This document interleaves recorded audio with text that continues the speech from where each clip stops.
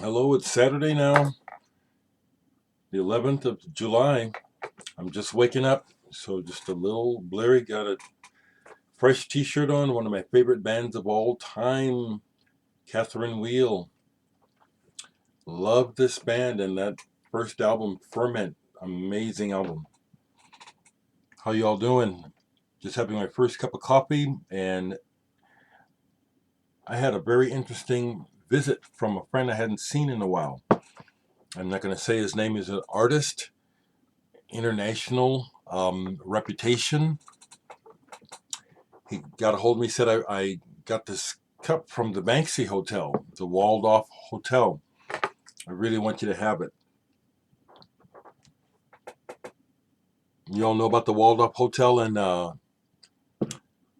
is it, the West Bank? The whole situation with Israel and Palestine, worst view in the world.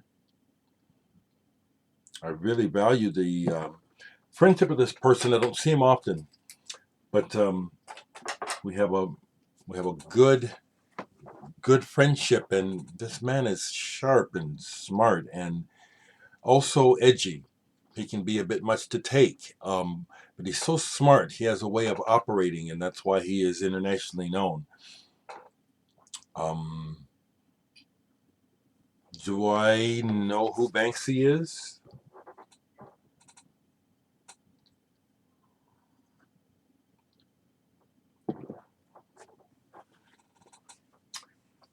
So this is just fantastic to get the cup.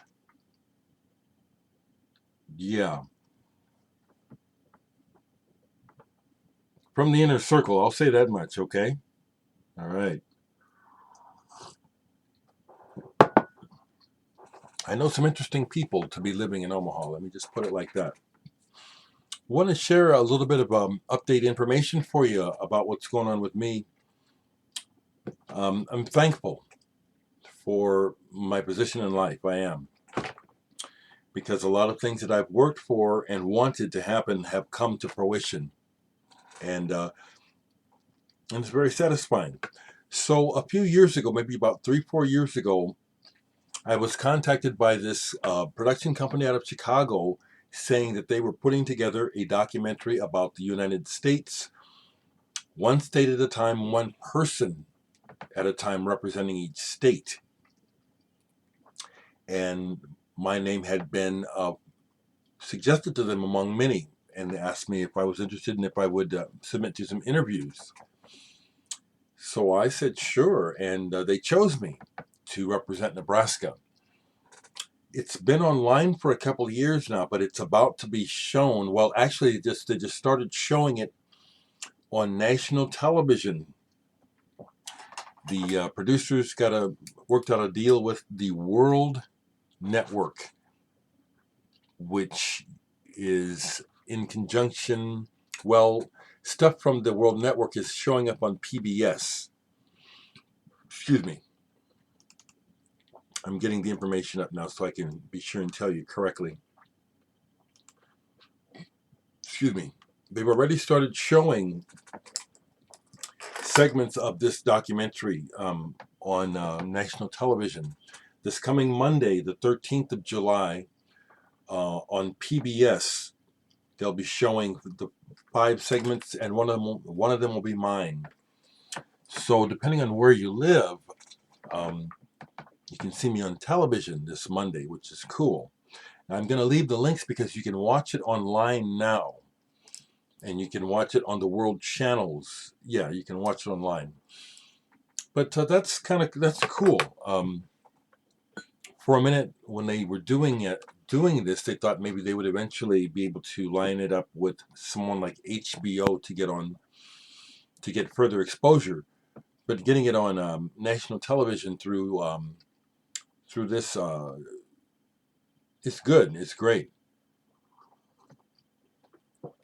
So if you haven't seen it yet, I encourage you to watch it.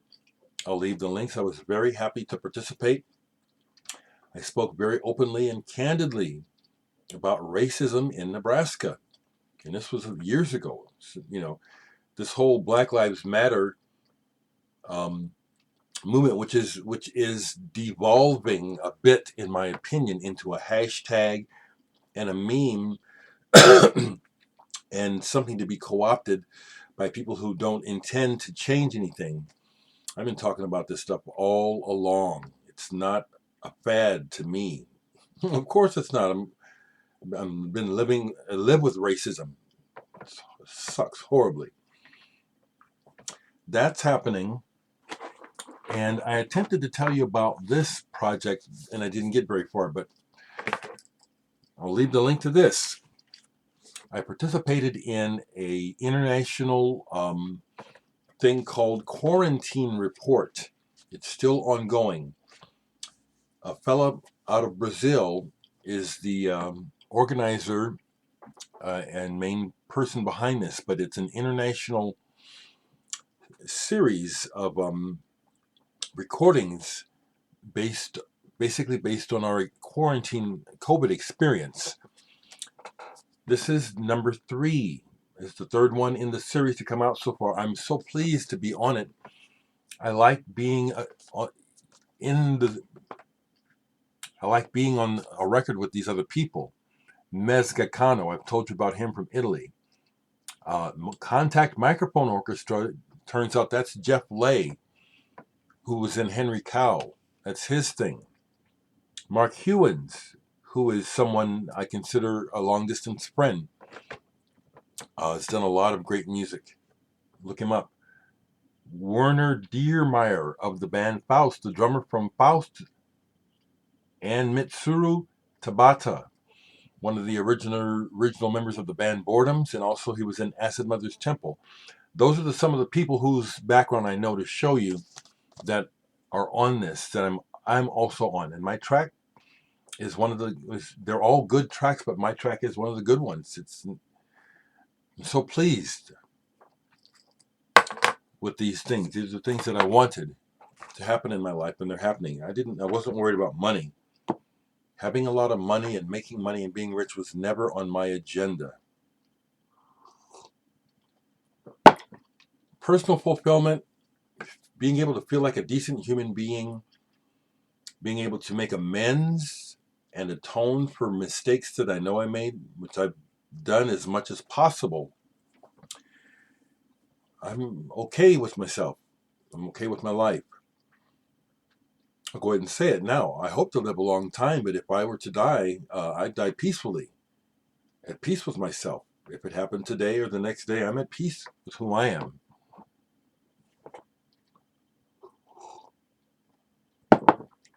That's important, people. We live in a world where everybody is too concerned about what the other person has to say.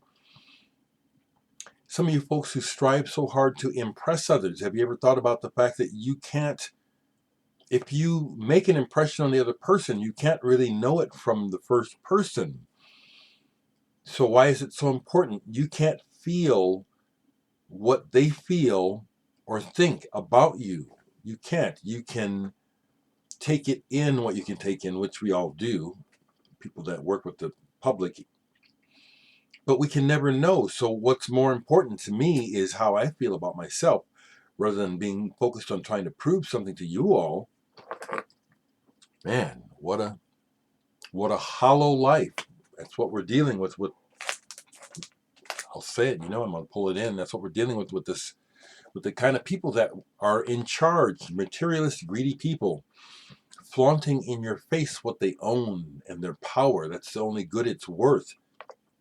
If I can't throw it in your face, it means nothing to them. They can't throw it in your face. So I've been doing all kinds of stuff, actually, not playing a lot of records, but this is one that I listened to deeply last night. The Black Composers series that Chris Cole just gave me. The David Baker Cello Sonata is fantastic. It's excellent. It really is a wealth of ideas. The playing on it is brilliant. Janos Starker on cello and Alain Planez on piano. And it's beautiful. I love the fact that it hits you with a long statement melodically that you have to follow. You have to follow it. And I did last night because it's like, okay, this is still going, this is still going. This still makes sense. And then when it resolves, it's like, wow. And then it goes into this part that repeats, a repeating motif, which I love in classical music when it happens. Because usually when you have a repeating motif in a classical piece, it's very strong. So Chris, if you happen to see this, I want to thank you again. Yes, it is very significant to me that it's a black composer, that these are black composers we don't hear about. You know, we have to still call them black composers. It's fantastic. That's the main thing that I listen to. I can almost remember people's names, but I try not to. But someone who watches me regular asked me if I had a particular Bernard Parmigiani piece, and I don't. But he said he's going to send it to me. I love it, but I had to check, and I do have this by Bernard Parmigiani, De Natura Sonorum. And this is one of those guys who did early sound work, exploration. You know, the stories in here, I haven't played it since pulling it or read on it to give you the correct information. But if you don't know this type of work or you find it, well, I just encourage you to dive into stuff like this because it's really stimulating, educational, and just very interesting. Very interesting. Okay. That's really it. I'm looking at the records here, and it's like I didn't play hardly any music yesterday. Like I said, I had the surprise visit from this artist who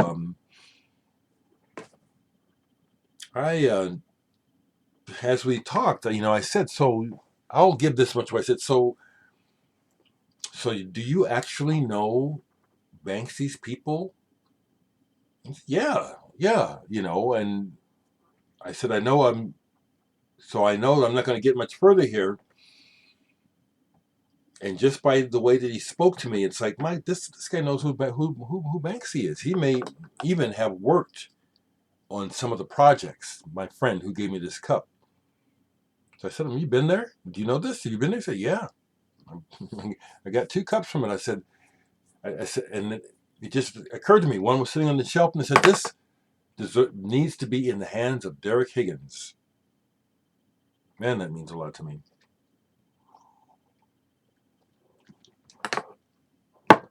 That's really kind of where I'm at this morning. Mostly if I were to talk, it'd be social. So I'll tell you this. Here in Omaha today, there's supposed to be a Back the Blue rally to support the cops. And I'm not going to go, and hopefully it goes peacefully. But I did speak out and say that couched in this Back the Blue is more racism. And one of the sub messages that I get from people who are all about saying back the cops and love the cops is they're saying, yeah, stay out of the cops' way. We're scaredy cats, and we don't mind it killing y'all black people. You don't, yeah, keep killing black people. That's the message I get. We'll see how it goes in Omaha. We'll see if some of these outright white supremacists show up at this rally. I wouldn't be surprised if they do.